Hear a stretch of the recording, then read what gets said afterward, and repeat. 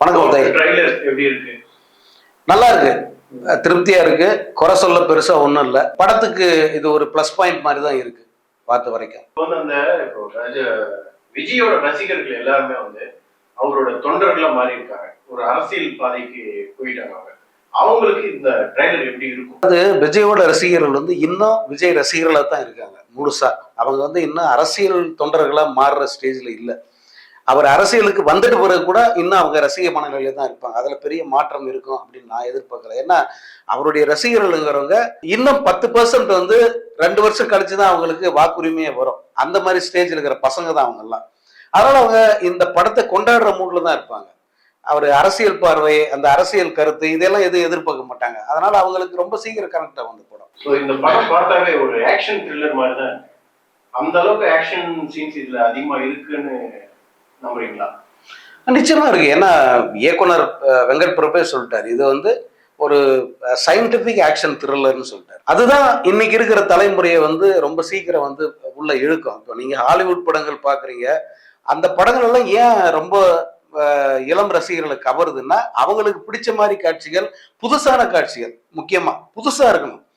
தமிழ் சினிமால நிறைய அடிச்சு துவைச்சிட்டாங்க மசாலா கதைகள்லாம், ஆக்ஷன் கதைகள்லாம் நிறைய வந்ததே திரும்ப திரும்ப வர ஆரம்பிச்சிருச்சு. இப்போ இதுல புதுசா ஒண்ணு கொண்டு வரணும்னா இந்த மாதிரி ஏதாவது சயின்ஸ் எல்லாம் உள்ள கலந்து புதுசா கொண்டு வந்தாதான் ரசிகர்கள் ரசிப்பாங்க. அப்படி ஒரு முயற்சி இந்த படத்துல நடந்திருக்கிறதா எனக்கு தெரியுது. இந்த படத்துல டிஏஜ் முறையில விஜய் அவர்கள் அந்த 3 விதமா சொல்றது. ஆமா, உங்களுக்கு அது பார்க்கும்போது எப்படி தோணுது? ஏன்னா சில ரசிகர்களுக்கே அது பிடிக்கலன்ற மாதிரி அவங்களே சொல்றாங்க, ட்ரோலிங் நடந்துட்டு இருக்கு. ஒரு பத்திரிகையாளர், மூத்த பத்திரிகையாளர், உங்களுடைய பார்வை? எனக்கு அந்த 3வது பாட்டு ஸ்பார்க்ன்ற பாட்டு வெளியாகும் போது அதுல டிஏஜிங் பண்ண விஜய் வராரு அப்படின்னும் போது அதை பார்த்தா ரொம்ப பரிதாபமா இருந்தது. ஏன்னா இவ்வளோ விஜய் இயல்பாவே நல்லதானே இருப்பாரு, அவருக்கு எதுக்கு இந்த மாதிரி வேலை அப்படின்னு தான் நானும் நினைச்சேன். இந்த நம்ம நினைச்சதும் ஆக்சுவலா வெங்கட் பிரபுக்கும் அது புரிஞ்சிருக்கு. அவருடைய விளைவு என்னன்னா, ஒரு 20 நாட்களுக்குள்ள திரும்ப ரீவொர்க் பண்ணி அந்த விஜயை தூக்கிட்டு புதுசா அவங்க காட்சி அமைச்சிருக்காங்க அப்படின்னு அவரே சொன்னார். ஸோ ரசிகர்கள் என்ன நினைக்கிறாங்கன்றத அவர் புரிஞ்சுக்கிட்டு வேற ஒரு காட்சியை அவர் உருவாக்கி இருக்காரு. இப்போ இந்த ட்ரெய்லர்ல பார்க்கும்போது அந்த விஜய் ஓரளவு கன்வின்சிங்கா இருந்தார். அந்த பாட்டுல பார்த்ததை விட இந்த ட்ரெய்லர்ல பார்த்த இளம் விஜய் அவருடைய முதல் படத்துல இருந்த மாதிரியே இருந்தார். அதனால அது ஓரளவுக்கு ஏத்துப்பாங்க அப்படின்னு தான் தோணுது. இந்த படம் அவருக்கு அரசியல் பாதையில ஒரு மாநாடா நிக்குமா, இல்ல அடுத்த படம் தான் அது மாதிரி மாநாடா இருக்குமா? இந்த படம் அந்த மாதிரி அமையாது. ஏன்னா இந்த படம் முழுக்க முழுக்க பொழுதுபோக்கு.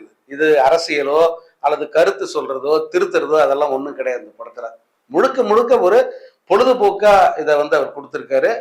ஒரு அதிரடி படம். அது எப்படி அஜித்துக்கு மங்காத்தா அமைஞ்சதோ அந்த மாதிரி இன்னொரு ஜானர்ல இது விஜய்க்கு அப்படித்தான் பண்ணியிருக்காரு. இதை அதாவது மங்காத்தாவோட 100 மடங்கு அஷூரன்ஸ் தர முடியும் அந்த படத்துலன்னு சொல்றாரு. அப்படின்னா அவர் எவ்வளவு நம்பிக்கை இருக்காருன்னு நம்ம பார்க்கணும்.